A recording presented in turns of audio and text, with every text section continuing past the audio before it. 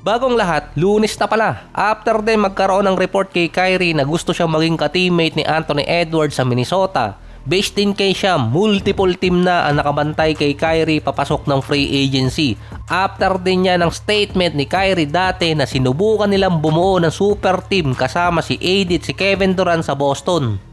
Nangyari naman na nakasama ni Kyrie si KD at si AD sa magkahiwalay na team nga lang at hindi yung sinasabi niyang bubuo silang tatlo ng super team. Meron din kasing mga executive ngayon na nag-iintay muna sa magiging fit ng duo ni Kyrie at ni Flag sa Dallas.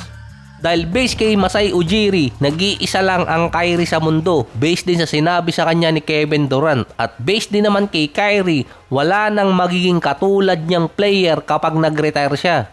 Dahil ina-assess na di umano ni Masai Ujiri kung magiging okay nga bang magkasama si Flag at si Kyrie. Makakabalik pa lang si Kyrie galing sa kanyang ACL injury. Nung nawala si Kyrie, nasa contendership pa ang Dallas at nung bumalik siya, rebuilding process na agad. Ang bilis din ng taon.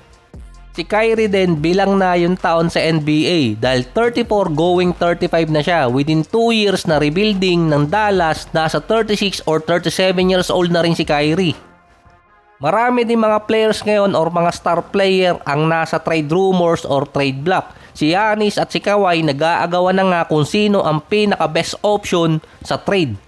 Bigla kasing lumakas ang trade market since nakakasama si Kyrie. Based din sa mock draft, ang target kasi ng Mavericks or papatakan nila sa number 9 ay guard din. At ang pinaka naging majority sa mock draft ay si Michael Brown.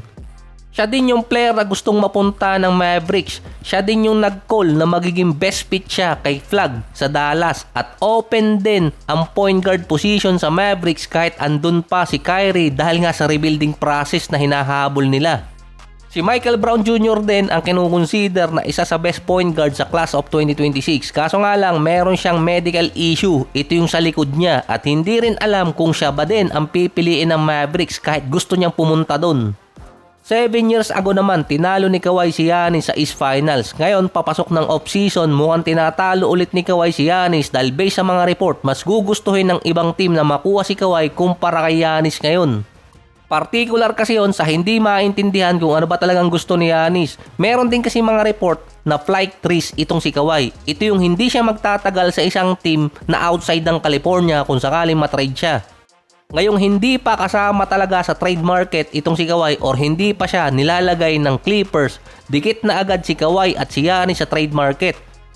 Dahil si Giannis officially nilagay siya ng box dahil nga makikinig na sa mga offer ng ibang team. So ito nabasa ko lang hindi pa to sigurado dahil may report na si Kawhi bibigyan ng extension ng Clippers. So kapag naunang nabigyan si Kawhi ng contract extension kontra dun sa aspiration deal issue niya at na-void ang kontrata, dahil may chance na ma-retain ng Clippers si Kawhi kahit pa magilty siya sa aspiration issue at maboid ang kontrata niya. Dahil ang mako-cover lang na maboboid yung aspiration deal issue, hindi yung bagong contract. So nabasa ko lang sa mga write-ups yun. Dahil si Kawhi ngayon pinalalabas na isa sa biggest free agent pagpasok ng July at siya din yung isa sa biggest trade market pagpasok din ng June. Ganun kalakas si King Kawhi. Si Giannis naman 50-50 chances na magpapatrade or magi-stay dito sa Bucks. Meron na lang din less than 30 days ang Bucks kung iti-trade ba nila si Giannis papasok ng NBA draft.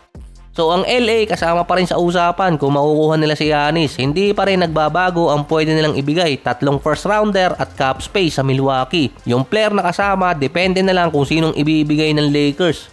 Dahil si Austin Reeves ang isa sa biggest player na pwede nilang ibigay pero hesitant na ibigay ng LA dahil sa request ni Luka. Ayaw kasing maghiwala yung mag-BFF, nagka-develop na. Based din sa mga write-ups, kung sakaling si Kawhi biglang ilagay sa trade blocks ng Clippers at willing siyang bitawan ngayon ng Clippers, ang makikinabang di umano doon Miami Heat. Baka sakaling matuloy na. At baka sakali ding mauna na sila sa 10K na pinangako na matutupad. Multiple impact player kasi ang kasama sa package doon. Si Tyler Hero, Wiggins, possible si Kelelwer, kasama din si Hakes Jr. Nasasamahan pa ng 3 first rounder ng Miami. May report kasi doon na nabawi na ng Miami yung first rounder nilang binigay sa Hornets dati na konektado sa Terry Rozier trade. Pero yung Cleveland kasama na rin kasi ngayon para kay Giannis dahil willing nilang ibigay itong si Evan Mobley, makuha lang si Giannis mula Milwaukee Bucks.